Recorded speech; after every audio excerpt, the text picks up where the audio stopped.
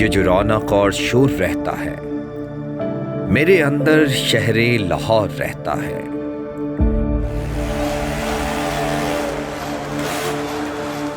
کہا جاتا ہے جنہیں لاہور نے ویکھیا وہ جمیا ہی نہیں۔ لاہور صرف شہر نہیں، عشق ہے۔ یہ رگوں میں جوش و جذبہ، مستی، اپنا پن، محبت جیسے مزاج کے گرد گھومتا ہے۔ یہ اپنے رہنے والوں کو اپنے حصار میں رکھتا ہے۔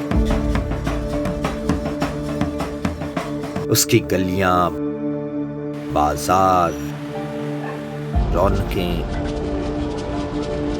ایک الگ ہی رنگ رکھتے ہیں۔ لاہور کی بات ہو اور اندرون لاہور کا ذکر نہ ہو، ایسا ممکن نہیں۔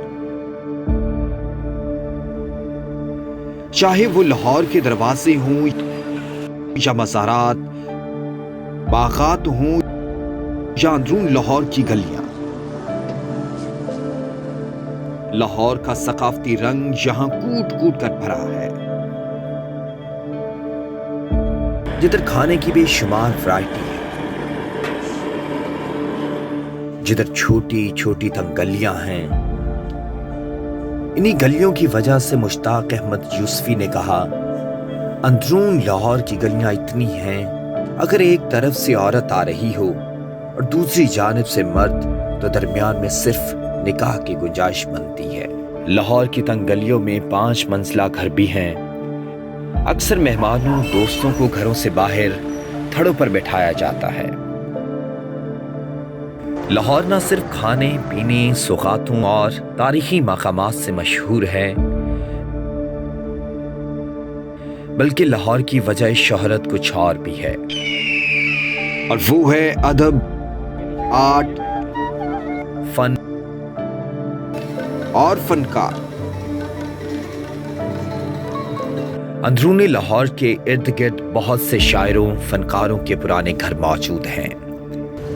لاہور جہاں اندرون میں اپنی ثقافت کے رنگ دکھاتا ہے، وہیں نئے علاقوں میں جدت کا عنصر بھی خوب نظر آتا ہے۔ فلک شگاف عمارتیں، آسمان میں فراٹے بھرتی ریل گاڑیاں، میلوں میں پھیلی جامعات اور خوبصورت کھیل کے میدان، یہ سب مل کر لاہور کو وہ حسن بخشتے ہیں جو کسی بھی ترقی یافتہ شہر میں موجود ہوں۔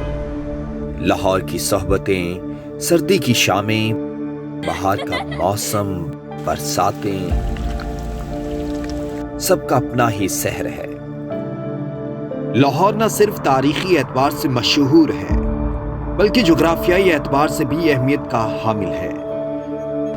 قرارداد پاکستان ہو یا پاک بھارت جنگ، لاہور کو تاریخ ہمیشہ یاد رکھتی ہے۔ لاہور کے بارے آخری الفاظ کہنا خاصا مشکل، بالکل ٹھیک کہیں تو نامناسب ہوگا۔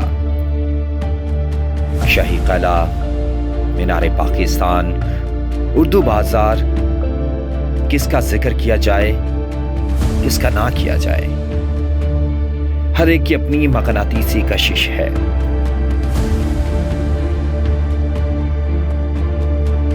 لاکھ باتوں کی ایک بات، ہم لاہور کے رہنے والے لاہور سے چلے بھی جائیں،